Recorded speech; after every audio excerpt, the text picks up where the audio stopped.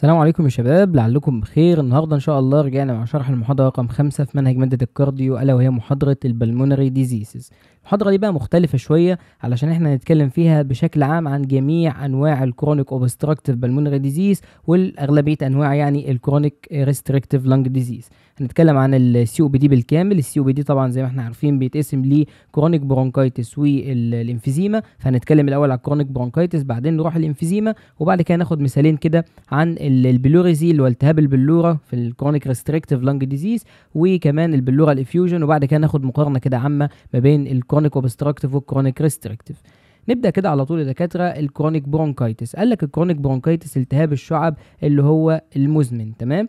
طيب ايه هو معناه؟ قال لك والله ده عباره عن زي ما احنا عارفين التعريف بتاعه ان هو انفلاميشن للبرونكيال تيوبز، يعني كل التيوبز اللي موجوده فيها انفلاميشن، وطبعا الانفلاميشن ده بيصاحب بميوكس سكريشنز والكلام ده كله.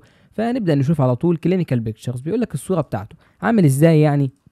قال لك اول حاجه يا دكتور هنلاقي ان هو طبعا في انفلاميشن للبرونكاي، بيقول لك ذات كوز ان اريتيشن، يعني بيعمل تهيج شديد جدا، وكمان بيبدا يعمل لك برودكتيف كف. تمام. يعني ايه برودكتيف كف؟ يعني ده معناه ان هو في ميوكس من هنا وفي كف، يبقى هو الميوكس هيطلع كف او الكف هيطلع ميوكس معايا، وبالتالي يبقى اسمه برودكتيف كف. يقول لك ازاي اعرف او اشخص واحد بكرونيك برونكايتس؟ لازم يستمر 3 شهور على مستوى سنتين فاتوا، يعني سنتين فاتوا كده يكون مستمر لمده 3 شهور خلال السنتين اللي فاتوا. تمام. يعني 3 شهور مره ورا بعض كده شغال برودكتيف كف كده على طول كل يوم اول ما يصحى من النوم. تمام. يبقى اعرف ان ده على طول يبدا يطلع بلغم طبعا اول حاجه، تاني حاجه ان هو يكون 3 سنين فيها شهرين 3 شهور ورا بعض كده يكونوا برودكتيف كف. بعد كده دكتور بيقول لك الباثولوجي تشينجز، يعني ايه التغيرات اللي ممكن الاحظها على عيان الكرونيك برونكايتس ده؟ قال لك اول واهم حاجه فيهم كلهم يا دكتور انكريز ميوكس برودكشن. ليه؟ قال لك علشان يا دكتور الميوكس والمخاط الكتير جدا يبقى موجود عنده بسبب زياده خلايا الجوبلت سيلز. بيقول لك دي الخلايا اللي اصلا بتنتج الميوكس، فبيقول لك دول زياده عن اللزوم في الشخص ده. بيقول لك في اللايننج بتاع البرونكاي هلاقي ان هو بدل ما النورمال بيبقى كده، لا للاسف هو مليان يا دكتور بجوبلت سيلز، ومليان الخلايا بتاعت اللي بتصنع المخاط دي، وبالتالي فيه عنده ميوكس كتير جدا. دي اول نقطه. بعد كده تاني نقطة ديكريز الاكشن اوف سيليتد ابيثيليال سيلز، يعني بيقول لك الابيثيليا او الابيثيليال سيلز اللي هي السيليتد سيلز اللي المفروض ان هي بتاخد لي الكلام ده كله عكس التنفس والكلام ده كله. قال لك للاسف يا دكتور هم بيخلوا اللنج دي تتملي بالسكريشنز، وللاسف السيليا دي مش بتشتغل، وبالتالي مش بتطرد السكريشن. وظيفة السكريشنز او السيليا دي ان هي تطلع لك السكريشن لبره، لكن للاسف لما هي ما تبقاش شغالة ديكريز فانكشن اوف سيليا يبقى ده معناه انها تتراكم السكريشنز. بعد كده رقم 3 قال لك ناروينج في الاير واي ديو تو الانفلاميشن بتاع البرونكيال تري. يبقى في ناروينج يا دكتور بسبب الانفلاميشن بيخليها تورم كده شويه، وبالتالي يبقى في كلوجر على مستوى الاير واي او الدكت بتاعتنا بالكامل. تمام. عشان كده قلنا ان هي اريتيشن على مستوى الدكت، كل الدكت دي حصل فيها انفلاميشن. بعد كده بيقول لك ان في حاجه اسمها جنرال ابييرنس اوف بيشنت، في علامه كده حاجه عامه كده على العيانين كلهم بتوع الموضوع ده. قال لك ايه هي دي بقى يا دكتور؟ قال لك والله الحاجات العامه اللي بتظهر عليهم ان هم عندهم سيانوزس بيكوز اوف هايبوكسيميا، يعني كلهم كده تلاقي ان لونهم مايل ان هو لونه شاحب اكتر، وبرضه ان هو مايل للون البنفسجي زي ما انت شايف. تمام. يبقى دي الحاجه الرئيسيه اللي فيهم سيانوزس، يعني زرقان كده في جسمهم كله، وكمان هتلاقي برضه هايبوكسيميا اللي هو بسبب الهايبوكسيميا ونقص الاكسجين. تمام. بعد كده هتلاقي عليهم ديزنيا طبعا وشورتنس اوف بريس، وادي الراجل اهو شغال ينهج اهو، وده كانه كمان برضه كان بيمشي وبعد بينهج برضه. كلهم عندهم شورتنس اوف بريس اللي هي الديزنيا، وكلهم برضه عندهم اللونج تيرم بتاع السيانوزس. قال لك جنرالايزد ابييرنس ده بعد 10 سنين لحد 20 سنه من التدخين يبدا يظهر عليهم الكلام ده اللي هو سيانوزس وشورتنس اوف بريس. تخلي بالك من حاجه مهمه جدا اسمها الباريل شيست يا دكتور، تبقى موجوده عليهم يعني. طيب دلوقتي بقى هنيجي طبعا للبارل شيست بعد شويه، بس دلوقتي لازم نتكلم على الباثوفيسيولوجي اوف ذا كرونيك برونكايتس اند انفيزيما. ادي الانفيزيما هي موجوده من هنا يا دكتور، وادي الكرونيك برونكايتس الناحيه الثانيه. تمام. دلوقتي بقى قال لك طب هم بيبداوا ازاي يا دكتور؟ الدنيا ماشيه ازاي؟ ولما يجيب لي في الامتحان ويسالني، هو غالبا مش تيجي مقالي يعني، ممكن تيجي ام سي كيو، هيقول لك قول لي الميكانيزم او الباثوفيسيولوجي اوف كرونيك برونكايتس، فتمشي له في الدايركشن ده من هنا. تمام. طب لو قال لك قول لي الباثوفيسيولوجي بتاع الانفيزيما، تمشي له في الناحيه دي. تمام كده الدنيا وضحت يا دكتور. قال لك اول حاجه بيبدا الاثنين بيبداوا على طول بتوباكو سموكينج، واحد بيشرب سجاير وواحد تاني بيبدا انه يتعرض لاير بوليوتنس، يعني واحد مثلا لابخره المصانع، مش عارف مثلا تراب المحاجر، الكلام ده كله اسمنت، الكلام ده كله اسمه اير بوليوتنس او سموكينج، يا اما بيدخن سيجاره يا اما في تلوث هواء. تمام. طيب يبقى احنا بنمشي في طريقين، يا اما طريق الكرونيك برونكايتس يا اما طريق الانفيزيما. طريق الانفيزيما في حاجه زياده اسمها الفا 1 انتي تريبسين ديفيشنسي. ايه معنى الكلام ده يا دكتور؟ قال لك الالفا 1 انتي تريبسين بتمنع اكسده والتلف اللي بيبدا يحصل على مستوى الالاستين اللي موجود في الرئه، اللي هو الالاستين بتاعه الرئه يعني بتاع اللنج. طب لو حصل ديفيشنسي يا دكتور في الالفا 1، قال لك ده مرض للاسف بيكون كونجينيتال، يحصل الفا 1 انتي تريبسين ديفيشنسي، فللاسف هيحصل بريك داون للالاستين اللي كان بيتمنع بالالفا 1 انتي تريبسين، بس للاسف دلوقتي في ديفيشنسي في الالفا 1 انتي تريبسين، فبالتالي مش هيتم منع التكسير بتاعه، فهيتكسر بريك داون اوف الاستين اللي موجود في الكونكتيف تيشو بتاع اللنج، وللاسف هيبدا يعمل انفيزيما. طب الانفيزيما دي هتصاحب بايه تاني يا دكتور؟ قال لك هتصاحب بكذا حاجه طبعا. قال لك ديستراكشن للالفيولار وول زي ما انت شايف من هنا، يعني الالفيولار وول والجدار بتاع الالفيولاي ذات نفسه هيبدا ان هو يحصل له ديستراكشن ودايليشن، طبعا هيبدا يتسع، والاتساع ده هيكون مدى الحياه للاسف. بعد كده بيقول لك لوس اوف ذا لانج الاستيستي، يعني احنا فقدنا مين يا دكتور؟ الالاستين اللي موجود معانا. تعالى كده نعلم على الاستين اهو، فقدناه للاسف يا دكتور، ما بقيش موجود معانا، فبالتالي برضه فقدنا مين؟ اللانج الاستيستي، ده كله تم فقده، وده ملحوظات مهمه جدا تبقى عارفها. تمام.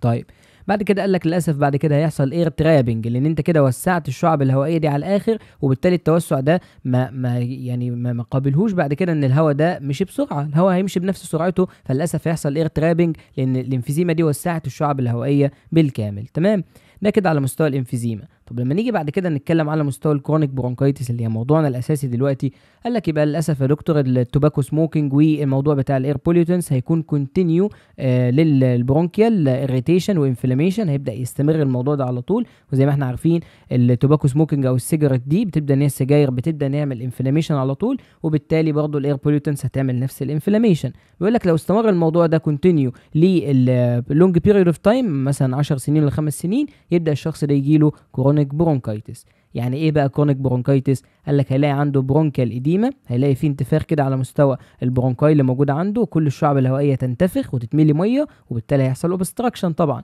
وبالتالي لما يحصل اوبستراكشن مع الانفلاميشن جوبلت سيلز تشتغل تعمل لك على طول مين يا دكتور؟ كرونيك برودكتيف كف اللي انت شايفها من هنا.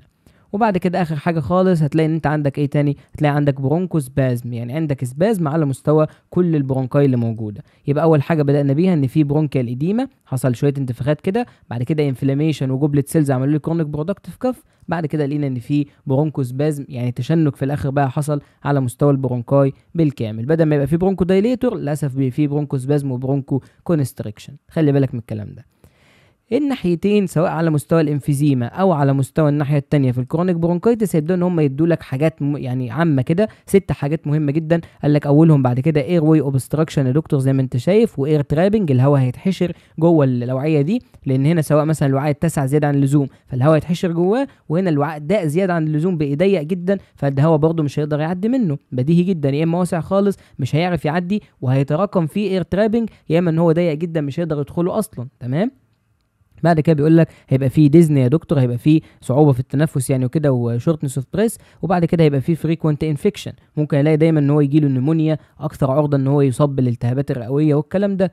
بعد كده بيقول لك ابنورمال فنتيليشن او فنتيليشن بيرفيوجن ريشيو، يعني ده معناه ان معدل الفي كيو ريشيو هتبدا ان هي تقل، اللي هو الفنتيليشن لحد البرفيوجن، كميه الهواء اللي انت بتاخده وبتتنفسه وكميه يعني على مقسومه على كميه الهواء اللي بيبدا يحصل له جاز اكستشينج، دي هتبدا تقل. تمام.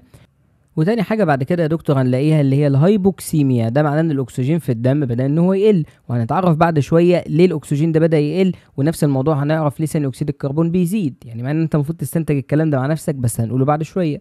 بعد كده بيقول لك يا دكتور هنلاقي فيه برضه هايبو فنتيليشن، يعني مستوى التنفس اصلا ان هو يقدر يعمل التوسع في اللنج وان هو يضيقها تاني والاستيك ريكويل والكلام ده هيبدا للاسف ان هو يقل، يبقى ده معناه ان احنا عملنا اير واي اوبستراكشن زي ما انت شايف، والاير ترابنج هيبدا يحصل للاسف، بعد كده يحصل ديزنيا، وبعد كده يحصل فريكوينت انفكشن، بعد كده ابنورمال في كيو مس ماتش او اللي هو بنسموه الفي الفنتيليشن بيرفيوجن ريشيو، بعد كده هايبوكسيميا، الاكسجين بدا يقل، وكمان هايبو فنتيليشن مش هيقدر ياخد النفس بشكل كويس.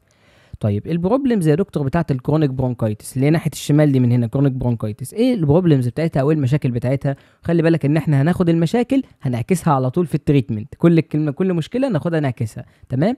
قال لك اول حاجه يا دكتور الانكريز الاماونت والفيسكوزيتي بتاعت الميوكس برودكشن، يعني ده معناه ان احنا زودنا الكميه وزودنا اللزوجه بتاعت المخاط اللي موجود عند الشخص ده، دي نقطه النقطه اللي بعدها قال لك كرونيك برودكتيف كف، عنده كرونيك برودكتيف كف، يعني ده معناه ان عنده سكريشنز او ميوكس او مخاط كتير جدا موجود عنده مع الكف، بيكح مخاط على طول كده.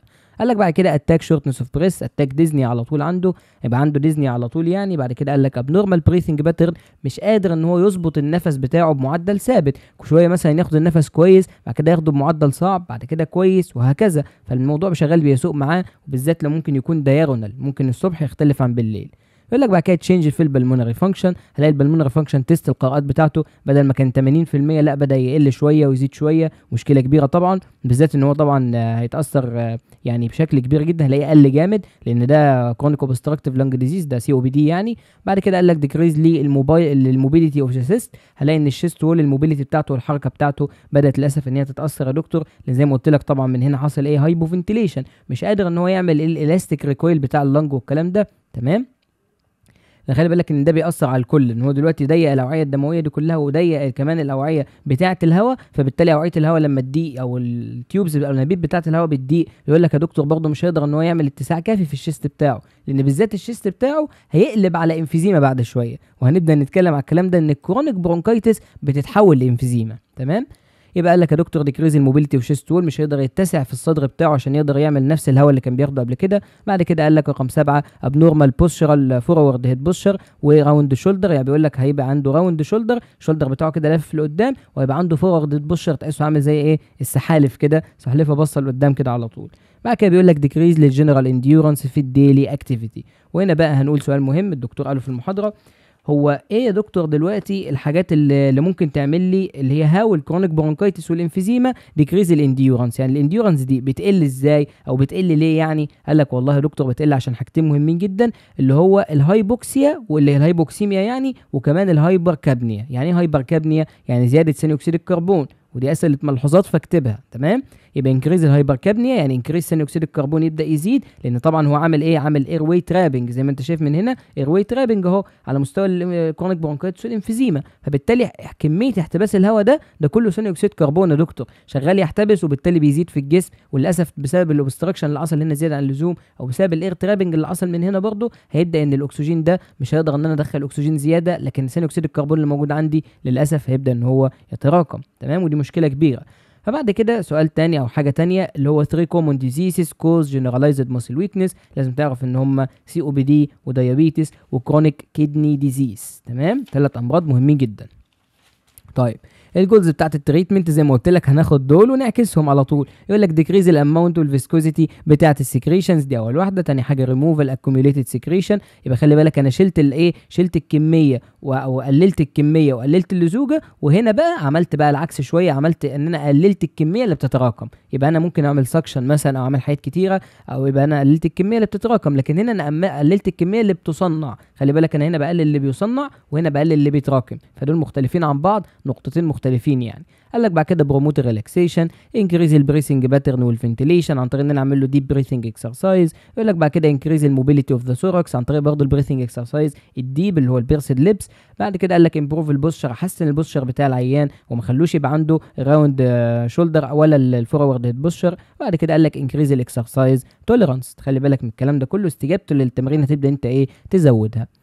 بعد كده يا دكتور يبقى اصلا الجولز بتاعتك ان انا اقلل البين، حاجات عامه ممكن تكتبها، ان انا اقلل البين، احسن البرفيوجن، احسن الفنتيليشن، احسن الموبيليتي، احسن البوستشر، احسن السكريشنز، اقلل السكريشنز يعني بمعنى صح، واقلل الاكوميوليشن بتاع السكريشن، واحسن الباترن بتاع البوستشر، واحسن مثلا اللونج تيرم مثلا ايه لونج تيرم اوف لايف لونج لايف. تمام. كل الكلام ده حاجات حلوه جدا ممكن تكتبها تاخد عليها الدرجه. بعد كده رقم 2 بيقول لك البلين اوف تريتمنت، هعمل ايه مع العيان؟ قال لك اول حاجه يا دكتور ديب بريثنج فولوينج باي افكتيف كف، بيقول لك يعني انا اعمل له ديب بريثنج اكسرسايز، بعد كده ممكن اعمل له بيركشن اطلع منه الكف عن طريق الاستيميوليشن للتراكيه اكسترنال تراكيال ستيميوليشن او الفايبريشن او الكلام ده كله او الهافنج يعني. بعد كده بيقول لك بوستشرال درينج زي ما انت شايف كده تو اكوميوليت سكريشن اريا، يعني الحته اللي فيها اكوميوليت سكريشن ابدا اعمل له فيها بوستشرال درينج على حسب اللوب بقى المطلوب، وابدا اطلع له منها السكريشنز. بعد كده بيبقى انا كده عملت الديب بريثنج فولود باي افكتيف كف اللي هي بتتعمل في البوستشرال درينج. رقم 3 بعد كده بروموت ريلاكسيشن، ادي له ريلاكسيشن تكنيك يوجا بقى والكلام ده. بعد كده البريثنج اكسرسايز، خلي بالك في البريثنج اكسرسايز ليها ملحوظات، قال لك اول حاجه الدكتور اعتبر معانا من هنا الدايفراجماتيك بريثنج اكسرسايز مع اللاترال كوستال بريثنج، قال لك اعتبرت الاثنين دول لوكال بريثنج اكسرسايز. يعني انت هتعترض على الكلام ده تقول لي يا دكتور الدايفراجماتيك ده جنرالايزد بريثنج اكسرسايز، هقول لك لا هنا اعتبرناه لوكال. تمام، او مقارنه بالبيرسد ليب اعتبرناه لوكال. تمام، يبقى لو قال لك مين هو الجنرالايزد وخيرك ما بين الدايفراجماتيك بريثنج والبيرسد ليب، هتقول له معلش يا دكتور البيرسد ليب هي الدايفراجماتيك، او سوري البيرسد ليب دي هي الجنرالايزد، لكن الدايفراجماتيك ده هيكون لوكالايزد. ده بالنسبه للاثنين بعض. تمام، يعني لو قال لك الاثنين مع بعض في سؤال قال لك هل هما الاثنين مثلا يعني ديب بريثنج، هتقول له هما الاثنين ديب. لكن لو قال لك مين ديب اكتر البيرسد ليبس ولا الدايفراجماتيك، هتقول له لا ده الدايفراجماتيك هنا يعتبر لوكالايزد شويه، لكن البيرسد ده هو الايه، هو الجنرالايزد على طول، وهو الديب بريثنج اكتر حاجه. تمام، خلي بالك من الملحوظه دي عشان مهمه جدا. يبقى اللاترال كوستال بريثنج ممكن اعتبره لوكالايزد، وكمان الدايفراجماتيك لوكالايزد، لكن البيرسد ليب ده هو الجنرالايزد عشان ده اللي هيتسال عليه. تمام، بعد كده هعمل بريثنج كنترول وحاجات بسيطه جدا، ابدا اتحكم في البريثنج ومعدل النفس بتاع العيان. تمام، بعد كده هبدا اعمل امفاسايزد، يعني ابدا ان انا اتاكد وازود فكره الايه ريلاكسيشن للدايفراجماتيك بريثنج، ابدا ان انا اديله دايفراجماتيك بريثنج كده عشان ابدا ان انا ايه اعمل له ريلاكسيشن بيها لكنترول البريثنج، يعني وان هو يتحكم في النفس بتاعه بشكل كويس. خلي بالك من النقطه دي مهمه جدا. بعد كده بيقول لك شيست موبيليتي، بيقول لك هبدا ان انا اخلي له حركه الشيست دي تتحسن، تبدا ان هي تزيد اكتر. بعد كده كوركشن او كوركت البوستشر، هبدا ان انا احسن له البوستشر بتاعه، بدل ما البوستشر بتاعه فيه فورورد هيد وفي راوند شولدر ابدا اشيل له الكلام ده كله. بعد كده جريدد انديورنس والكونديشننج اكسرسايز، خلي بالك ان هو الانديورنس دي تمارين التحمل، والكونديشننج اكسرسايز هي التمارين بتاعه اللياقه اللي بيدوها للعيبه بتاعه الكوره والكلام ده، يبقى دي اسمها كونديشننج، الحاجه اللي بتخلي اللعيب يقول لك كونديشننج فيز، المرحله اللي هنزل فيها اللعيب ده الملعب يقدر ان هو يشتغل ويتمرن والكلام ده كله. تمام، هنا بقى هنبدا نكتب ملحوظتين كده، بيقول لك decrease the generalized muscle weakness، نبدا نعمل لها ايه؟ يعني لو واحد عنده decrease generalized muscle weakness هبدا اعمل له ايه بقى؟ قال لك والله يا دكتور لو واحد عنده كل عضلات جسمه ضعيفه ابدا اشتغل له اول حاجه muscle relaxation، اشيل له اي عضلات فيها تنشن، دي اول نقطه، واشيل له العضلات السباستيك والكلام ده. بعد كده ابدا ادي له اكتيف اكسرسايز على مستوى الابر واللور لمب. بعد كده ابدا اعمل له بوستشرال كوركشن، ده الميكانيزم اللي انا بمشي بيه. يبقى muscle relaxation اي عضله ما كانتش مستريحه اريحها، وبعد كده قال لك اكتيف اكسرسايز ابر ولور، بعد كده هبدا اشتغل له بوستشرال كوركشن. بعد كده يا دكتور قال لك في 3 حاجات عايزين نتكلم عليهم، اللي هم اول حاجه انديكيشن وكونترا انديكيشن وبريكوشن على مستوى البريثنج اكسرسايز. ايه هي الانديكيشن وايه البريكوشن وايه الحاجات اللي هي ما ينفعش ان انا اشتغل معاها؟ قال لك هنتكلم على الانديكيشن بعد شويه، خلينا دلوقتي نمسك في البريكوشن. ايه البريكوشن يا دكتور؟ قال لك افويد البريثنج اكسرسايز نوت مور ذان 3 ل 5 مرات، ما ينفعش تعملها اكتر من 3 ل 5 مرات. ليه يا دكتور؟ لان العيان لما يشتغل بريثنج اكسرسايز كتير هيفضل كده على طول وبالتالي هيبدا ان هو يعمل ووش اوت اوف سي او 2، هتكتب كده في النقاط بتاعتك رقم 1 ووش اوت اوف سي او 2، رقم 2 هيحصل بعد كده ايه ريسبيراتوري الكالوزس، رقم 3 هيبدا يقل طبعا الاتش الموجب، ايون الاتش الموجب، يبقى اتش موجب ايون هيبدا ان هو ايه اتش بوزيتيف ده هيبدا يقل، وبالتالي ليس ريسبيراتوري اكتيفيشن، وبالتالي بعد كده ريسبيراتوري انهبيشن او ريسبيراتوري سنتر هيبدا ان هو يكون انهبيشن، وبالتالي هيبدا يدي العيان ده فيرتايجو وديزنس وفينتنج للاسف ويغمى على العيان لو انا اشتغلت معاه اكسرسايز كتير. تمام، بالذات في البريثنج يعني.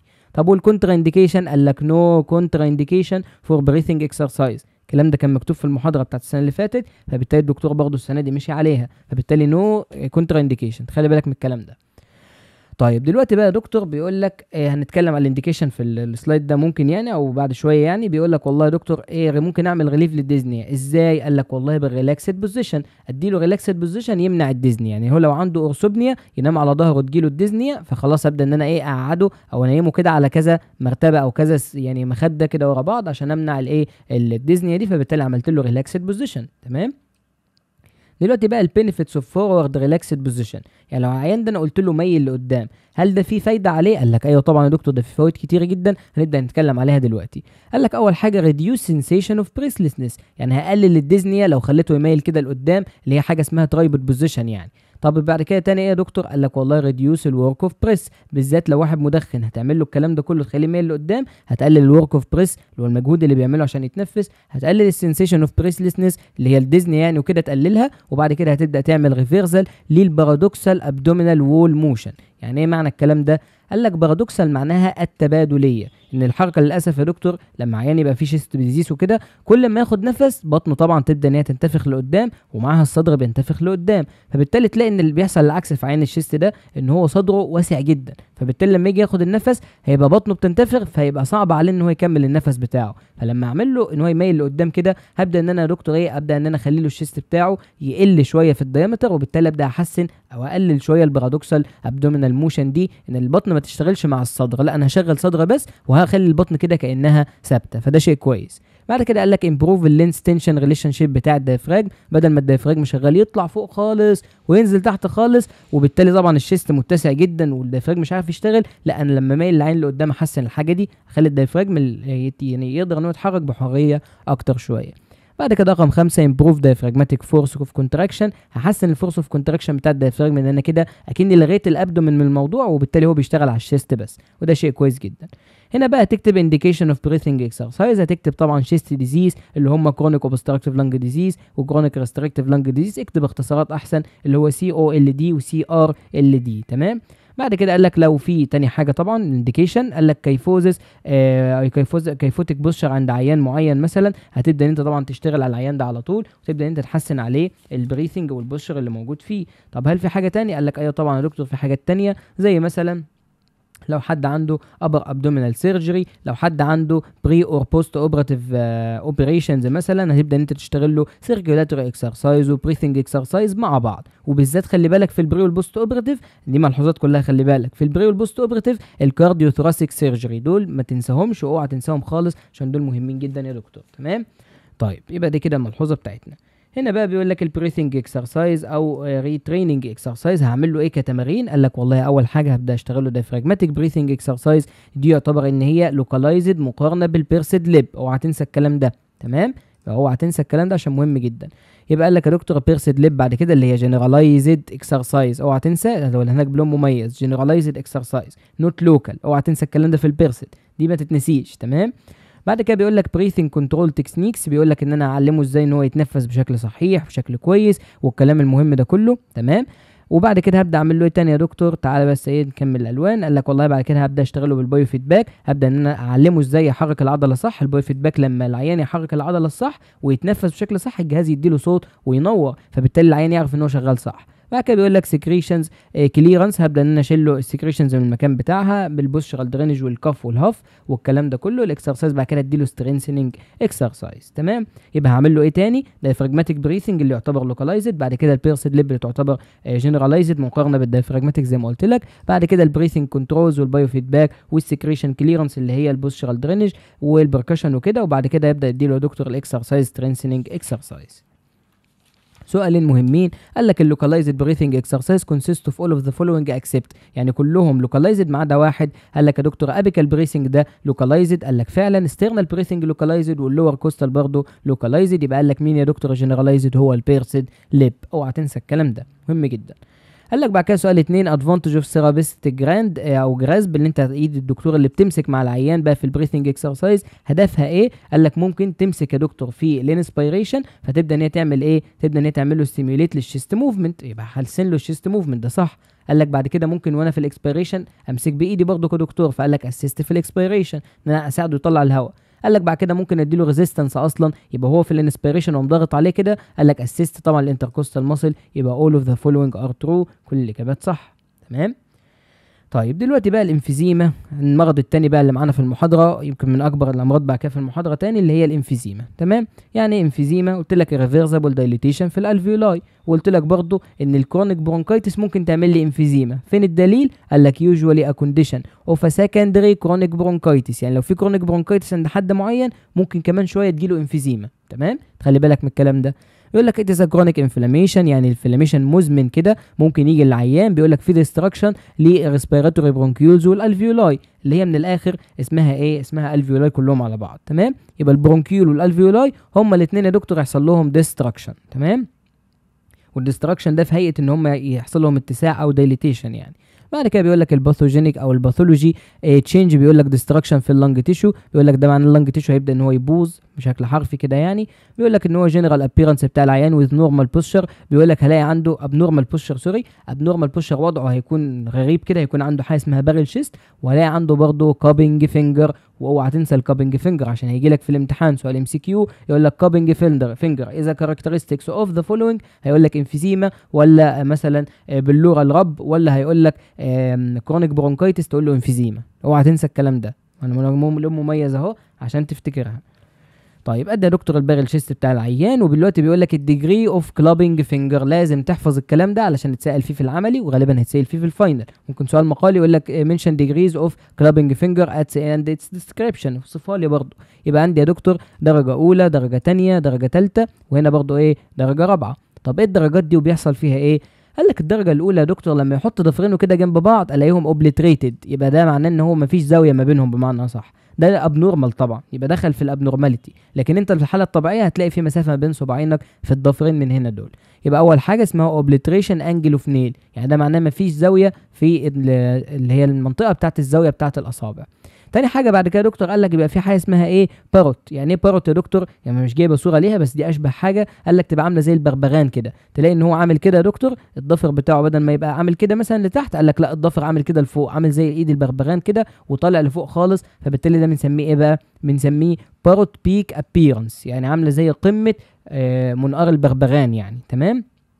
بعد كده اللي هو الشكل اللي قدامنا ده اللي انت شايفه الطبله بالظبط كده، الدرام او الطبله اللي موجوده دي، يبقى الدرام سيك تايب. بيقول لك ده واحد عيان كان عنده ضفر الطبله بالظبط، ضفره ده عامل زي الطبله. بص الانفلاميشن اصلا والتورم اللي موجود في الكلابنج بتاع الفينجر ده قد ايه، حاجه ضخمه جدا طبعا.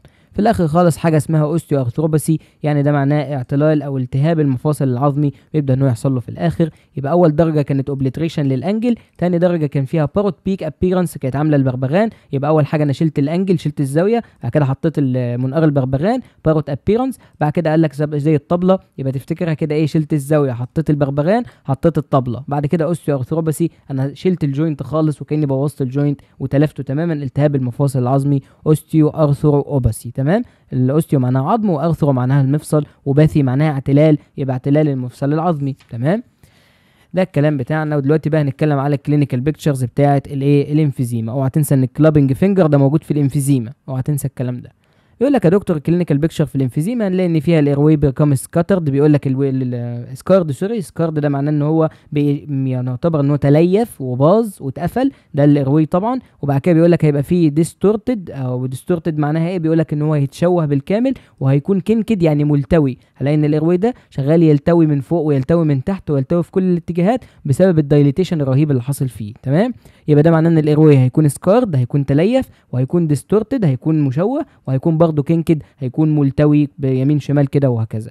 يقول لك بعد كده الالفيولاي لوس ذير الاستيستي اوف ريكويل، يعني ده معناه الالفيولاي اللي هي اتسعت وحصل لها ريفيرسبل دايليتيشن واتساع شديد جدا، هيقول لك فقدت القابليه ان هي تقدر ان هي تنكمش مره تاني، فيبقى فقدت الاستيستي تو ريكويل، ان هي تنقبض تاني مش هتقدر تنقبض، تفضل متسعه على طول للاسف. قال لك ويكند انتري او الاندد باي رابشر. تمام. يعني ممكن ترابشر من كتر الاتساع والدايليتيشن اللي حصل فيها ممكن تفرقع في الاخر. تمام. قال لك بعد كده دكتور الاير ترابنج ان ذا لونج، يعني الهواء ده هيبدا ان هو يحتبس في اللنج طبعا، لان انا قلت لك ان هي من اساس الكلام بتاعنا كله لما جيت اتكلمت لك في الاول خالص فين الرسمه بتاعتنا الباثوفيسيولوجي يا دكتور اهي، قلت لك الاير ترابنج اكتر حاجه مشهوره على مستوى مين؟ على مستوى الانفيزيما. يبقى الهواء بيبدا يتحشر جواها علشان هو يعني حصل اتساع شديد جدا، يبقى الاير ترابنج ده ملحوظه مهمه جدا معانا. بعد كده بيقول لك اوفر ان بيبقى فيه اوفر بيريود اوف ييرز، يعني بيقول لك بعد سنين كتيره ليدنج كونجستيف هارت فيلير اند ديث، يعني تخيل ان الشخص ده ممكن يجي له كونجستيف هارت فيلير بسبب السجاير اللي بيشربها، كل ده بسبب ايه؟ السيجاره بس. تمام. بسبب ان هي عملت له دايليتيشن للالفيولاي والكلام ده كله. قال لك بعد كده دكتور ممكن يبقى فيه ديستراكشن على مستوى اللنج تيشو، بيقول لك هيبدا ان اللنج تيشو ده يبدا يحصل له ديستراكشن بعد الدايليتيشن، يحصل ديستراكشن ويقول لك الشخص ده اصلا ممكن يموت. يقول لك لوس اوف اريا وير ذا افكتيف جاز اكسشينج، يعني ده معناه ان الالفيولاي اللي كان بتعمل جاز اكسشينج دلوقتي مش هتقدر تعمل الكلام ده للاسف، وبالتالي انت كده عملت كونجستيف هارت فيلير للعيان، وبعد كده عملت له الموضوع بتاع ان شلت له الجاز اكسشينج وقللت له الكفاءه بتاعه اللنج بتاعته. تمام. البروبلم هتلاقيها نفس البروبلمز بتاعت الكرونيك برونكايتس، بس هنضيف كده ملحوظتين في الاخر. قال لك ان يا دكتور ابنورمال بوشر، مفيش بقى هنا راوند شولدر وهيد تيرتل والكلام ده وفورورد هيد، قال لك هنا بقى في بارل شيست ديفورميتي، ده الاختلاف يعتبر الوحيد.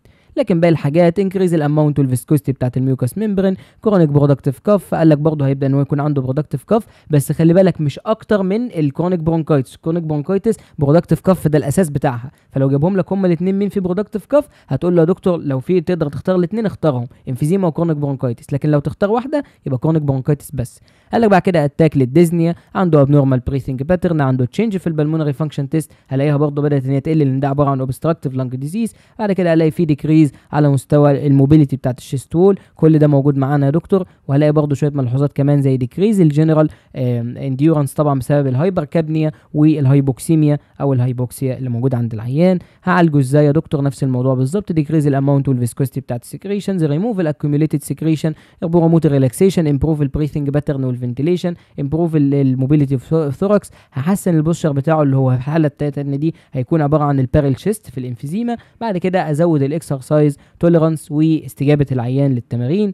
بعد كده يا دكتور هنتكلم دلوقتي على البلان اوف تريتمنت، الاساس بتاعنا في العلاج بيكون عامل ازاي. قال لك والله يا دكتور الاساس بتاعنا هنا هيكون ان انا ابدا اشتغل مع العيان ده بيرسد ليب بريثنج. بعد كده هبدا ان انا اشتغل معاه في البرولونجد اكسبيريشن شيب، يعني ده معناه ان هلاقي ان العيان ده بياخد النفس بتاعه في ثانيه لثانيتين وبيطلع النفس بتاعه في 4 ثواني. انت متخيل كميه الهواء اللي هو محتفظ بيها في اللنج بتاعته قد ايه؟ متخيل كميه الدايليتيشن بدل ما كانت اللنج عامله كده مثلا راحت بقت عامله كده يا دكتور كده؟ انت متخيل الموضوع؟ فبالتالي ده بيقول لك بياخد نفس في ثانيتين ويطلعه في 4، فده طبعا ابنورمال 100%، وبالتالي مشكله كبيره.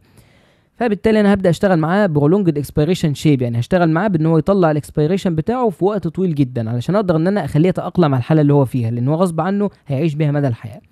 بعد كده ابدا اعمل له بوستشرال درينج زي ما انت شايف عشان اشيل له السكريشنز، كل لوب بقى على حسب الوضعيه بتاعته، لو كان عنده ابر لوب غير لو عنده لور لوب، غير لو عنده انتيرو سيجمنت غير لو بوستيرو سيجمنت، كل واحد بوضعيته.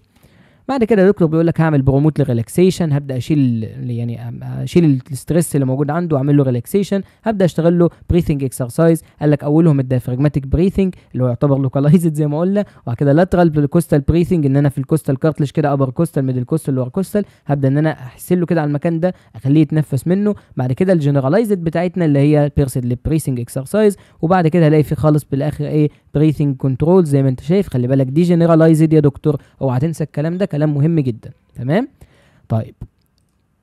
بعد كده بيقول لك الانفيزيما هبدا ان انا الاقي فيها ايه ريلاكسيشن للدايفراجماتيك بريثنج، لازم ان انا اعمل التكنيك ده عن طريق ان انا اعمل كنترول للبريثنج، يعني ما ينفعش العيان يبقى هيستيريك كده ويبقى إيه، عشان ده عيان السي او بي دي على فكره بيبقى دايما هيستيريك وبيتنفس بالشكل ده على طول، فلا اقول له ريلاكس خالص وقلل الاسترس وشيل التوتر، اقول له ايه اخرها متر في متر تمام الموضوع بسيط يعني، ما تقلقش من اي حاجه، يبقى كنترول البريثنج بتاعه، حكم في التنفس بتاعه، اقول له ما تقلقش من اي حاجه، الدنيا كلها تبقى تمام وما تقلقش من اي شيء. هبدا ان انا بعد كده اديله شيست موبيليتي، احسن له حركه الشيست عشان زي ما قلنا تبقى ريستريكتد، وبعد كده اديله كوريكت للبوستشر بتاعه لو عنده انفيزيما او الكلام ده، هبدا ان انا اخليه يعمل ستريتشنج اكسرسايز تقلل احساسه بالانفيزيما اللي موجوده عنده او بالبارل شيست اللي موجود ده.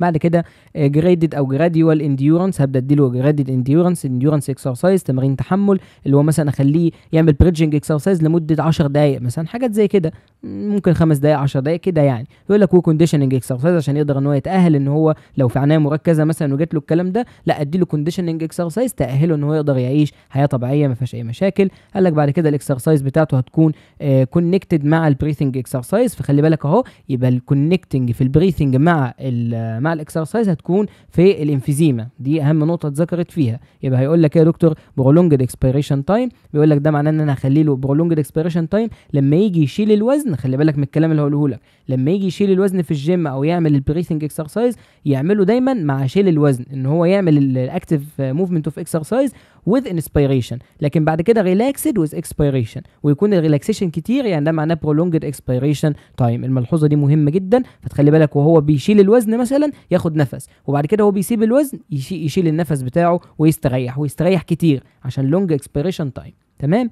هنا بقى تعالى نقرا الكلام، غالبا ممكن يجي يعني بيقول لك stretch the arms، بيقول لك out wide and push your chest out، بيقول لك يعني اعمل ايديك كده لورا في extension، واعمل برضو الشيست بتاعك لقدام. بيقول لك بعد كده stretch your shoulder blades wide apart، بيقول لك go حاجه اسمها هونشد باك، يعني كانك في وضعيه الاحدب. عارف انت احدب نوتردام؟ هو نفس الموضوع ده كده، خليك احدب لقدام. بيقول عشان كده يعني تعمل استرتش للبوستيرور اسبيكت اوف ذا شيست. ده اسمه شيست اوبننج وكلوزنج موبيلايزيشن. تمام، شيست اوبننج اند كلوزنج موبيلايزيشن. هيجي في الامتحان يسالك شيست اوبننج اند كلوزنج موبيلايزيشن از دون تو، هتقول له امفيزيما بيشنت او امفيزيماتوس بيشنت. لو جاب لك سي او بي دي تنفع برضه. هنا بقى بيقول لك ايه اللي بيحصل في الانفيزيما وايه اللي بيحصل في الكرونيك برونكايتس. قال لك كرونيك برونكايتس بتبقى دي الشكل الهيلسي، وده بالنسبه للانفيزيما عشان بنتكلم هنا فيها على الالفيولاي ده شكل الالفيولاي السليمه. قال لك طب الالفيولاي لو باظت، قال لك شايف المسافات اللي ما بين الالفيولاي كلها هتبوظ يا دكتور بالشكل اللي انت شايفه ده الطبيعي، لكن ده الشكل المرضي بقى. بص هيبقى شكله عامل ازاي، كلها دخلت في بعض وعملت مشاكل كبيره طبعا، وعملت دايليتيشن وريفيرسبل ديستراكشن اصلا في الالفيولار وول. بيقول لك الفيولار ممبرينز بيقول لك ان بيحصل لها بريك داون للاسف، وبالتالي بيقول لك الاير سبيسز دي بتبدا ان هي بتاعت الالفيولاي تزيد، وبالتالي يحصل دايليتيشن. لكن على مستوى كرونيك برونكايتس بيقول لك ده بيحصل انفلاميشن مع اكسسيف ميوكس. يبقى مين الشهير بالميوكس؟ الكرونيك برونكايتس. مين شهير على طول بالالفيولار ممبرين بريك داون والالفيولار بريك داون والدايليتيشن والديستراكشن للالفيولار وول، تحديدا الفيولار وول يعني، يبقى هي الانفيزيما. يبقى هنا بنتكلم على الدكت اكتر حاجه، الاوعيه الكبيره، لكن هنا بنتكلم على الحاجات الصغيره بتاعت الالفيولاي في الانفيزيما. ادي دكتور شكل البرونكايتس في الانفيزيما. بيقول لك ادي شكلها كده مش واضح قوي يعني، في العاده ما بتوضحش. وادي شكل الانفيزيما على الناحيه الثانيه ان هو بارل شيست. بص الصدر متسع ازاي، عامل زي البرميل حرفيا. تمام تمام يا دكتور. اصلا بص يعني من تحت الاتساع كبير عامل ازاي، لكن هنا طبعا مفيش اتساع، هنا كأنه دوم شيب، لكن هنا بيقول لك ده عامل زي القبه. تمام، او مش عامل زي القبه، هنا متشال القبه خالص وعامل زي البرميل يعني، بارل شيست. اخر حاجه بقى معانا يا دكتور اللي هي ريستريكتيف لانج ديزيز، هنبدا نتكلم عليها دلوقتي. قال لك الريستريكتيف عايزين نقول فيها ايه؟ قال لك يا دكتور هنتكلم دلوقتي على اول حاجه اسمها الدراي بلوريزي. يعني ايه دراي بلوريزي؟ قال لك يعني التهاب في البلوره بس هي ناشفه. تمام، البلوره ناشفه بس فيها التهاب. وبعد شويه هنبدا نتكلم تاني على مرض تاني اسمه البلورال افيوجن. دول المرضين نكون خلصنا المحاضره. طيب يبقى يا دكتور الدراي بلوريزي ده عباره عن ايه؟ قال لك ده عباره عن انفلاميشن في البلوره، والانفلاميشن بتاع البلوره ده هيبدا ان هو يصاحب على طول بان هو يكون موجود يا اما في رئه واحده يا اما في رئتين الاثنين، يعني يا اما 1 اور both sides. بيقول لك with no detectable free exudate. تمام، يقول لك غالبا ما يبقاش فيها فري اكسوديت لان هي اسمها ايه؟ دراي بلوريزي. اسمها ايه تاني يا دكتور؟ دراي بلوريزي. هي الناشفه يعني فيها التهاب بس التهاب عن ناشف، فبالتالي التهاب عن ناشف ما اكيد ما فيهوش اي اكسوديت ولا ترانسويديت. تمام. طب ايه الاسباب بتاعه البلورال ديزيز ده اللي هو الدراي بلوريزي تحديدا؟ قال لك ممكن يبقى نيمونيا، واحد حصل له التهاب رئوي وبالتالي الالتهاب الرئوي ده ما كانش فيه معاه ميوكس برودكشن، فهيبقى اسمه دراي بلوريزي، تلتهب يعني البلوره. فبالتالي قال لك يا دكتور بعد كده ممكن يبقى فيه بالمونري انفكشن، ممكن يبقى بالتي بي مثلا او حاجات زي كده. وبعد كده قال لك رقم 3 هنلاقي فيه برونكيال كارسينوما اللي هي البرونكوجينيك كارسينوما، ممكن برضو تأثر لي على البلورة وتخلي لي الايه. خلي بالك ممكن يسألك سؤال مهم جدا ويقول لك which type of بلورة is، ممكن يسألك is existed او is involved in the dry pleurisy. هيقول لك هل هي البرايتال بلوره ولا الفيزرال بلوره ولا البوس اوف زيم؟ هتقول له بوس اوف زيم عادي لان هي اسمها دراي بلوريزي، يعني ده معناه ان البلوره ذات نفسها كلها ملتهبه. طب لو قال لك بين از ابيرنج ان ذا وقال لك برايتال بلوره ولا فيزرال بلوره ولا اللنج، هتقول له برايتال بلوره يا دكتور، الحته اللي من بره، لان الفيزرال ما فيهاش سنسوري نيرفز. اربط الكلام ببعضه بالمحاضرات. يبقى معانا نيمونيا، معانا بالمونري انفكشن، معانا برونكيوجينيك كارسينوما اللي هو الكانسر بعيد عننا كلنا طبعا. بعد كده عندك لانج ابسس، ممكن يجي العيان ده ممكن يجي له خراج كده على مستوى اللانج، بالذات لو كان عنده بالمونري تيوبركلوزيس تي بي. يعني التي بي ممكن يصاحب يا دكتور باللانج ابسس، ممكن يصاحب برضه بالمونري انفكشن، يبقى 3 في 1 يعني. بعد كده قال لك اكستنشن فروم حاجه اسمها ايه بقى؟ خلي بالك هي كلمه مكتوبه غلط، هي المفروض اسمها سب دايفراجماتيك ابسس، لكن هي مكتوبه صن بالان كده غلط، اكتبها دي يعني، يبقى سب دايفراجماتيك ابسس، اكتبها بي سوري. تمام، سب دايفراجماتيك ابسس اللي هي بيحصل خراج تحت الحجاب الحاجز، برضه يبدا ان هو ياثر يا دكتور على البلوره ويعمل لها التهاب شديد كده على مستوى المدى البعيد. يبقى معانا نيمونيا، بعد كده بالمونري انفكشن، برونكيوجينيك كارسينوما، لانج ابسس، وبالمونري تيوبركلوزيس، وسب دايفراجماتيك ابسس. الباثولوجي بتاعنا او اللي بيتغير بالظبط في البلوره، بيقول لك البلوره الممبرين بيكمز هايبريميك، هيبدا ان هو يديني هايبريميك يبقى في دم كتير جدا حواليه لونه احمر، وهلاقي الجلد حوالين الشخص ده في المكان اللي فيه انفلاميشن، سواء انا قلت لك ممكن تيجي في وان سايد او بوث سايد، هلاقي ناحيه واحده او ناحيتين كلهم لونهم احمر في الجلد بتاعه. يقول لك للاسف بيحصل فايبرين ديبوزيشن، يعني الفايبرين بيترسب في المكان ده يعمل انفليمد للممبرين. يقول لك بعد كده الادهيجن فورمد بتوين بوث برايتال لايرز، او بالبرايتال والفيزرال لاير بتوع البلوره اللي هم البلورال لايرز. بيقول لك في الاخر خالص هلاقي ان ريسبيراتوري موفمنت از ريستريكتد كوزنج البين، يعني هلاقي ان في شده شديده جدا كده من الاعاقه في اثناء التنفس بتاع العيان. كل ما يتنفس يحس كأن في ورق بيخشول. اسمع كده الصوت ده، صوت الورق يا دكتور اللي بيخشول كده عنده كل نفس بيجي ياخده. تمام، يجي اهو ياخد نفس ويطلع النفس، ياخد نفس ويطلع نفس، كأن في ورق كده بيخبط في بعض، حاجه اسمها فريكشن باللغه الرب، هنسمعها كده او هنشوفها كده بعد شويه. يبقى يا دكتور ايه السيمتومز بتاعت الشخص ده؟ واحد عنده دراي بلوريزي، عنده التهاب في البلور عن ناشف بدون اي سوائل. ايه اللي هلاقي على موجود عنده؟ قال لك اول حاجه بلوريتك بين، زي ما قلت لك هو شغال ياخد النفس، كل نفس ياخده كوزنج بين بسبب الفريكشن او اللي هو ريستريكشن اللي حاصل ده. يبقى اول حاجه باللورال بين. قال لك بعد كده ديفيكالتي تو بريث، لان هو كل ما يتنفس يحس بالم، فللاسف طبعا هيقلل معدل التنفس. بعد كده هيبدا ان هو يكح. طب هيكح كحه فيها ميوكس ولا ما فيهاش؟ قلت لك ده اسمه دراي بلوريزي، يبقى هي اسمه ايه؟ طيب دراي كف. تمام، وهتنسى الكلام ده. بعد كده بيقول لك bending toward the painful side، يعني هلاقي العيان لو هو بيميل لي وهو ماشي، خلي بالك من الملحوظه دي عشان مهمه ككلينيكال. لو العيان وهو ماشي لقيته بيميل ناحيه اليمين وعامل لي كده ايه زي اكنه سكليوزس ناحيه اليمين، اقول له انت دايما عامل كده؟ يقول لك لا والله يا دكتور، بس وانا بتنفس كده في صعوبه في النفس فانا بميل كده برتاح. اقول له يبقى انت كده عندك دراي بلوريزي على ناحيه ايه؟ الناحيه اللي انت مميل عليها، ناحيه الرايت مثلا.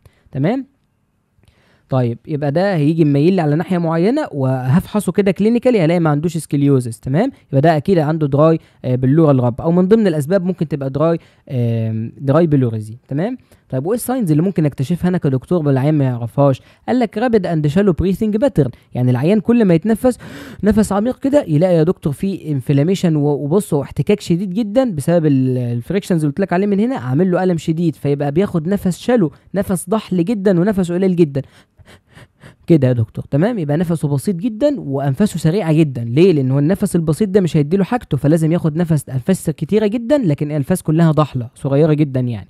بعد كده بيقول لك اسيمتريكال بريثنج، هلاقي مره بيتنفس بسرعه ومره بالراحه والنفس بتاعه الباترن مش ثابت. بعد كده نلاقي في بعد كده يا دكتور البلوره الرب فريكشن او الفليكشن او الفريكشن بلوره الرب زي ما قلت لك، او البلوره الفريكشن رب، كلها نفس المسميات، ان هو الاحتكاك بيجيب له خشوله الورق. اسمع كده اهو، ده يا دكتور الصوت بتاع خشوله الورق اللي انت سامعه. تمام، مش عارف انت سامعه ولا لا، بس هو ده الصوت يعني. طيب يبقى خشوله ورق اثناء النفس بتاعه سواء انسبيريشن او اكسبيريشن بسبب احتكاك رشايين البلوره كده في بعض، لان هم دراي فالسائل اللي ما بينهم قليل فبيحتكوا ببعض. بعد كده بيقول لك ديكريز التكتايل فوكال فريمتس، يعني ده معناه ان السوائل دي المفروض اللي هي كانت في اللنج والكلام ده كله للاسف حصل لها درايز دلوقتي، بيبقى اسمها دراي بلوريزي، فبالتالي وانا بسمع صوت الذبذبات مش هلاقي فيه ذبذبات اصلا، لان السوائل اللي بتنقل الذبذبات ما بقتش موجوده، جفت يعني. بيقول لك بعد كده تندر اوفرنج ذا اريا اوف ذا بلوريزي، هلاقي فيه يعني الم شديد جدا لما اجي اضغط له على الناحيه اللي فيها البلوريزي، يعني الشخص اللي جاي مايل لك كده ناحيه اليمين وانا عايز اعرف عنده ولا لا، اضغط له كده على الشيست ضغطه بسيطه كده لجوه، يعني مش بسيطه كده، حاول تزود شويه، في العادي مش هيتالم، لكن لو عنده دراي بلوريزي هيتالم الم شديد جدا يا دكتور، وهيكون تندرنس، يعني اول ما تلمسه يتالم. يبقى عندنا رابيد اند شالو بريثنج، عندنا اسيمتريكال بريثنج، عندنا بلورال راب فريكشن، عندنا ديكريز التكتايل فوكال فريمتس التي في اف، وبعد كده عندنا التندرنس على البلوريزي او المنطقه الملتهبه.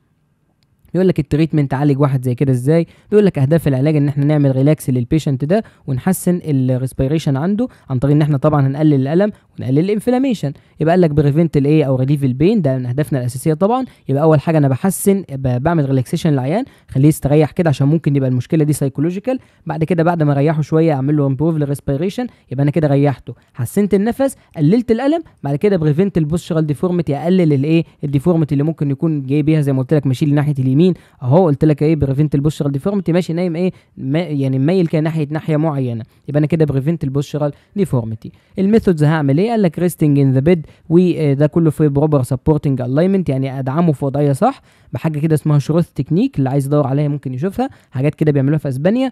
المهم بعد كده ابلكيشن للمويست هيت، ابدا ان انا اديله مويست هيت، اديله مثلا هوت باكس والكلام ده عشان اشيل له مثلا التنشن اللي موجود على مستوى الانفلاميشن ده. برده قال لك بانداج على مستوى برده سترابنج، وللبنفول سايد ابدا ان انا اربط له المكان ده كله علشان لو في اي انفلاميشن ممكن ان هو يبقى موجود بسبب هايبريميا او الكلام ده، لا انا ممكن اضغط كده اشيل الهايبريميا الدماغيه اللي موجوده. قال لك بعد كده البوزيشننج تو بريفنت الديفورميتي، يبقى اديله بوزيشن صح علشان امنع، اديله مثلا بوزيشن مخالف للناحيه اللي هو كان بيميل لي عليها عشان احسن الديفورميتي بتاعه، عشان لو كان بدا يجيب السكليوزس لا اشيل السكليوزس ده على طول.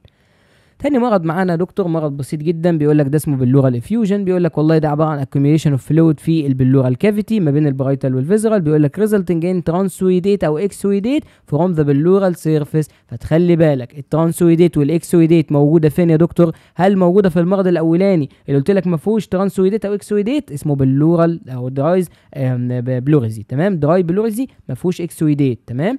لكن هنا يا دكتور في البلورال افيوجن اسمه افيوجن، يعني في ارتشاح للسوائل، يبقى اكيد في ترانسويديت وفي اكسويديت. الايتيولوجي بتاعه بيقول لك ترانسويديت اللي هي الهيدروثوركس، الميه كتيره جدا في الصدر، بيقول لك بسبب كونجستيف هارت فيلير او اللي هو بيقول لك يعني كونجستيف هارت فيلير او كونجستيف اللي هو البيريكاردايتس اللي هو التهاب الجدار بتاع القلب يعني، او ممكن يبقى العيان ده عنده تسمم في الغده الدرقيه اللي بنسميه ميكسيديما، تمام.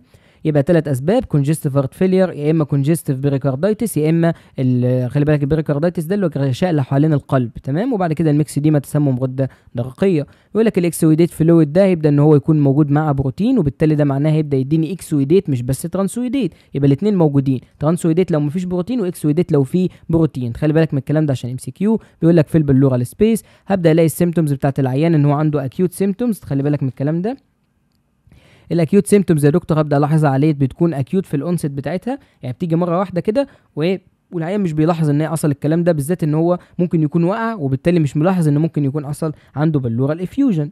فبالتالي بيقول لك ان هي بتيجي اكيوت كده مره واحده، بيجي بعد كده معاها هاي فيفر مره واحده برضه، بيقول لك والفتيج مره واحده يلاقي نفسه تعبان ومش قادر ان هو يعمل اي حاجه في يومه الطبيعي، وبعد كده هيلاقي عنده ديزنيا ويعني نهجان على طول كده، وهلاقي برضه عنده جراديوال، يعني حاجات فيها جراديوال تيجي تدريجيا زي مثلا زي التوكسيميا ان هو التسمم بيجي تدريجيا برضه ممكن يتسمم. ويقول لك والضل ايكنج بين الالم اللي شغال ينقح عليه على طول كده كل شويه ينقح بمعدل متزايد، فبالتالي ده اسمه ضل ايكنج بين. يبقى في حاجات اكيوت سيمتومز زي الهاي فيفر درجه حرارته تعلى شويه، بعد كده قال لك الفتيج ممكن نلاقي ان هو بيتعب على طول وعنده كمان ديزني اللي هي شورتنس اوف بريس، جراديوال ممكن الاقي عنده توكسيميا يا دكتور على المدى البعيد، وبعد كده ممكن ده ليكينج بين، تمام.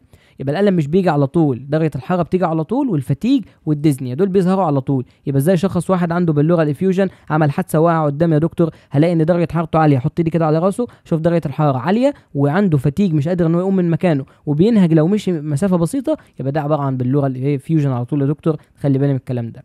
بعد كده لو لقيت ان في عنده توكسيميا وده ليكنج بين يبقى اتاكدت كده من الاعراض. يقول لك الساينز بعد كده اوف فلويد ان ذا بلورال سبيس، بيقول لك هلاقي في علامات لوجود ميه في البلورال سبيس. يقول لك ابسنس اوف ريب موفمنت، هلاقي ان الريبس دي مش بتتحرك نهائيا، مش قادر ان هو ياخد النفس بتاعه. شيفتنج اوف تراكيه في الاوبوزيت سايد، لان زي ما احنا عارفين البلورال افيوجن بتعمل شيفت للتراكيه للناحيه الثانيه، لان تراكم السوائل في الناحيه اليمين يدفع التراكيه للناحيه الشمال.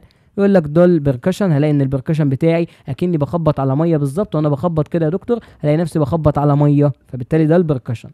فبعد كده بيقول لك البلوره الغب، هلاقي ان في بلوره الغب طبعا فريكشن على مستوى البلوره زي كان في ورق كده بيعمل احتكاك في بعضه زي ما قلت لك في الانسبيريشن والاكسبيريشن، وهلاقي في ابسنس اوف تاكتايل فوكال فريمتس. دي كلها الكلام بتاعنا. اخر سلايد في المحاضره، التريتمنت بتاع الكلام بتاعنا لازم يبدا بقى من تحت لفوق، اللي هو كنترول اوف فيوجن او كنترول ذا فانكشنال درينج اندر ذا ووتر سيل، يعني اجيب كده يعني زي ما تقدر تقول ووتر سيل اللي هو محلول ميه كده، وابدا احط تحتيه انبوبه، والانبوبه دي اوصلها بالعيان تطلع بقى كل السوائل واللي موجوده عنده. فبالتالي دي اول حاجه. بعد كده ببدا نشتغل له، ده الطوارئ يعني، بعد كده ابدا نشتغل له كعلاج طبيعي يعني بوزيشننج اكسرسايز، بريثنج اكسرسايز تمارين للتنفس، ارم اكسرسايز، بوستشرال اكسرسايز، ايروبيك اكسرسايز، كل حاجه تيجي في بالك اكتبها. يبقى بوزيشننج، بريثنج، بعد كده ارم اكسرسايز، ايروبيك، بوستشر، كل الكلام ده هبدا اشتغل معاه. حتى لو عايز انديورنس اكتب انديورنس كمان، موضوع بسيط. ده كده دكاتره المحاضره بتاعتنا، وده اخر سلايد موجود في المحاضره واهم سلايد موجود في المحاضره كلها، اللي جه السنه اللي فاتت في سؤال مقالي، ديفرنس بين الكولد او الكيرد اللي هو عباره عن كرونيك اوبستراكتيف لانج ديزيز والكرونيك ريستريكتيف لانج ديزيز. قال لك ايه التعريف بتاعهم يا دكتور؟ قال لك والله ده بيكون اوبستراكشن للاير فلو، انسداد في الاير فلو، موضوع بسيط جدا. قال لك طب والكرونيك ريستريكتيف؟ قال لك ديفيكولت في الاكسبانشن بتاع اللنج، 3 كلمات بالظبط في كل واحده، اوبستراكشن اير فلو، ديفيكولتي اكسبانشن لللنج. ليه؟ لان ده مثلا زي النيموثوركس مش قادر يوسع اللنج بتاعته، زي باللورال افيوجن في سوائل ضغط على اللنج مش قادر يعمل اكسبانشن. قال لك بعد كده البريفالنس ريت، قال لك ده موست كومون، وده هنا ريرلي سمول برسنتج. تمام، يبقى هم 3 كلمات بالظبط في كل واحده، مش عايزينك تكمل ولا تزود في الكلام عشان ما تتلخبطش. يبقى ده هنا موست كومون، شائع جدا ان هو يحصل السي او بي دي عند الناس المدخنين، لكن من النادر ان انت تلاقي واحد عنده نيموثوركس. انت اصلا شفت كام واحد في حياتك عنده نيموثوركس؟ غالبا صفر. تمام، فالبريفالنس بيكون سمول جدا قليل جدا، لكن كتير جدا في الكرونيك اوبستراكتيف. بيقول لك ريزلت ان، هينتج عن ايه بالظبط او هينتج عنه ايه في الاخر؟ بيقول لك افكت الجاز اكستشينج والكاباسيتي بتاعه اللنج. اوعى تنسى الكلام ده. ده هنا الاوبستراكتيف بيأثر على الكاباسيتي اللي هي السعه الكامله الكليه، لكن على مستوى الريستريكتيف يا دكتور قال لك ده كوز ريديوس في اللنج فوليومز. يبقى تخلي بالك علشان دي مهمه جدا، من اهم النقاط والفروقات اللي موجوده ما بين الاوبستراكتيف والريستريكتيف، ان ده هنا بيأثر لي على الفوليوم لكن ده هنا بيأثر لي على الكاباسيتي. يبقى دايما كرونيك اوبستراكتيف تأثر لي على الكاباسيتي، كرونيك ريستريكتيف تأثر لي على الفوليوم. كل فوليوم وحده كده كصغير يبدا ان هو يتأثر عليه في الريستريكتيف.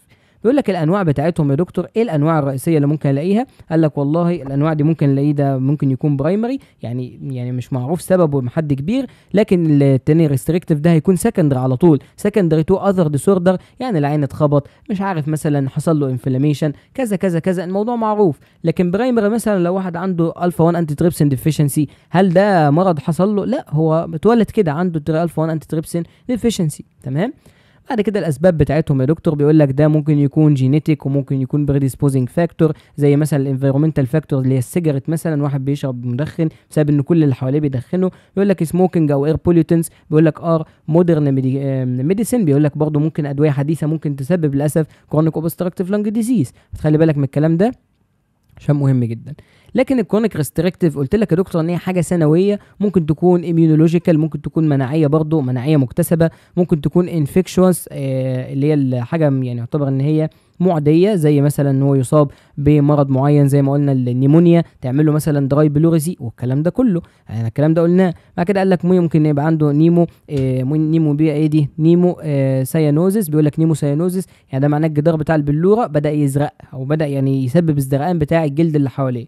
يبقى النيمو سيانوزيس موجوده، الانفكشوس موجوده هي من هنا. تمام، والاميونولوجيكال موجوده برضو، وكل الاسباب دي بتاعتك ريستريكتيف. لكن الكونستريكتيف زي ما قلت لك الفا 1 انتي تريبسين ديفيشنسي ده جيناتيك، بعد كده في بريديسبوزنج وانفيرومنتال زي السيجاريت، وبعد كده بيقول لك السيجاريت هتبدا ان هي والاير بوليوتنس هتبدا ان هي والادويه كمان معانا، الادويه الحديثه تبدا تعمل لي الكرونيك اوبستراكتيف.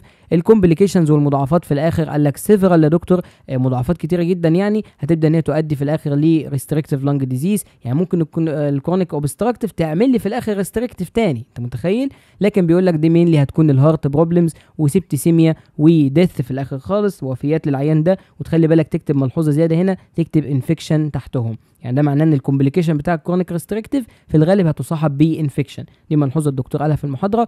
يبقى نقول تاني يا دكتور، هنا هيكون في سيفرال كومبليكيشن ممكن تؤدي اصلا لريستريكتيف لانج ديزيز، يعني الاوبستراكتيف تعمل لي ريستريكتيف، انت متخيل؟ ولكن هنا هتكون هارت بروبلم، سيبتيسيميا تسمم في الدم يعني بسبب البكتيريا افرز التوكسينز في الدم، وبعد كده ديث وانفكشن. كل دي يا دكتور كانت المحاضره بتاعتنا بالتفصيل، محاضره يمكن طولنا فيها شويه لكن قلنا فيها كل التفاصيل الموجوده. فدي كانت محاضرتنا النهارده، دعواتكم لنا بالتوفيق والسلام عليكم.